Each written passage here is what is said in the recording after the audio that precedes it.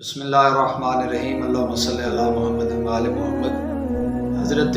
محمد تقی علیہ السلام کے زمانے میں متوکل عباسی کے دربار میں ایک چیف جسٹس تھا، ایک حاسد قاضی تھا جس کا نام ابو لیلہ تھا، اور اس کا ایک پڑوسی تھا جس کا نام زرقہ تھا جو دکاندار تھا۔ متوکل عباسی کے دربار میں جتنے بھی اہم فیصلے ہوتے تھے وہ اسی قاضی کے ہاتھ سے ہوتے تھے، جو فیصلہ یہ کرتا تھا اسی پر سب آمین کیا کرتے تھے۔ اور جو اس کا پڑوسی تھا زرقہ تھا، اس کے پاس اس کا کافی آنا جانا تھا، ایک دوسرے کے ساتھ ان کی بہت دوستانہ تعلق تھا۔ ایک دن جب یہ ابو لیلہ جو قاضی تھا یہ اپنے پڑوسی زرقہ کے پاس گیا تو اس نے دیکھا تو وہ بہت ہی پریشان قاضی نظر آ رہا۔ جو اس کا دوست تھا دکاندار، تو اس نے کہا قاضی صاحب آج تو آپ بہت پریشان نظر آ رہے ہیں، خیریت تو ہے؟ تو اس نے کہا کہ کیا بتاؤں کہ کل مجھے خلیفہ کے دربار پہ ایک بہت بڑی مصیبت آ پڑی، تو مسئلہ بہت میں حل کر چکا تھا، لیکن اس میں ایک وجہ ایسی بنی کہ جو مجھے اچھی نہیں لگی۔ میں نے چور کا جو جرم تھا وہ ثابت ہو چکا، میں نے فیصلہ سنا دیا تھا۔ مجھ سے پوچھا گیا کہ یہ جو چور ہے تو اس کا ہاتھ کہاں سے کاٹا جائے، تو میں نے قرآن کی سورۃ نور آیت جو تھی اسے پڑھا، چور خواہ مرد ہو یا عورت ہو دونوں ہی اس کے ہاتھوں کو کاٹ دو۔ تو اسی طرح میں نے قرآن مجید کے جو وضو کا سلسلہ تھا، قاضی کہتا ہے کہ میں نے وہ بھی بیان کیا، سورۃ مائدہ، اے صاحبان والو جب تم نماز کے لیے آمادہ ہو جاؤ تو تم اپنے منہ اور کونیوں تک ہاتھ کو دھو لیا کرو، لہٰذا جو چور ہے اس کی جو کونیوں تک اس کے ہاتھ کو کاٹ دیا جائے۔ خلیفہ نے دوسرے جو درباری اس قاضی تھے ان سے پوچھا تو انہوں نے کہا کہ آیت تیمم جو ہے وہ یہ کہتی ہے سورۃ مائدہ میں، اور اگر تمہارے پاس پانی نہیں ہے تو تم پاک مٹی سے اپنے منہ اور ہاتھوں کا مسح کر لو۔ تو دوسرے قاضی نے کہا کہ لہٰذا اس آیت کی روشنی میں جو چور ہے اس کے ہاتھ کی کلائیوں تک اس کے ہاتھ کو کاٹ دیا جائے۔ اب خلیفہ نے شیعوں کے امام حضرت محمد تقی جواد کی طرف رخ کیا اور پوچھا کہ حضور آپ اس سلسلے میں کیا فرمائیں گے؟ تو انہوں نے جواب دیا کہ یہ قاضی حضرات نے جو مسئلہ تھا بیان کر چکے ہیں۔ جب خلیفہ نے بار بار اصرار کیا تو جو شیعوں کا امام تھا محمد تقی،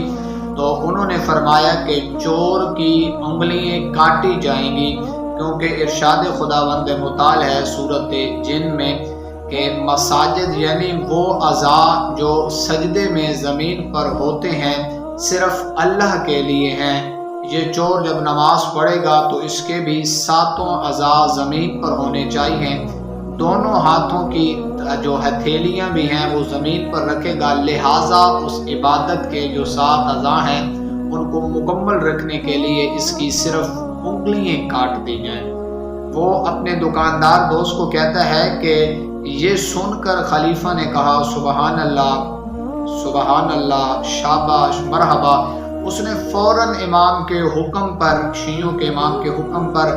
اس کی جو چور کی انگلیوں کو کاٹ دیا گیا۔ وہ کہتے ہیں کہ اے زرقہ اسی وجہ سے میں پریشان ہوں کہ وہ 25 سال کا نوجوان تھا محمد تقی، اس کو ترجیح دی گئی اور میرے فیصلے کو نظر انداز کر دیا گیا، میری بات کو نہیں مانا گیا، میں اس وقت تک چین میں نہیں بیٹھوں گا، مجھے سکون نہیں آئے گا جب تک میں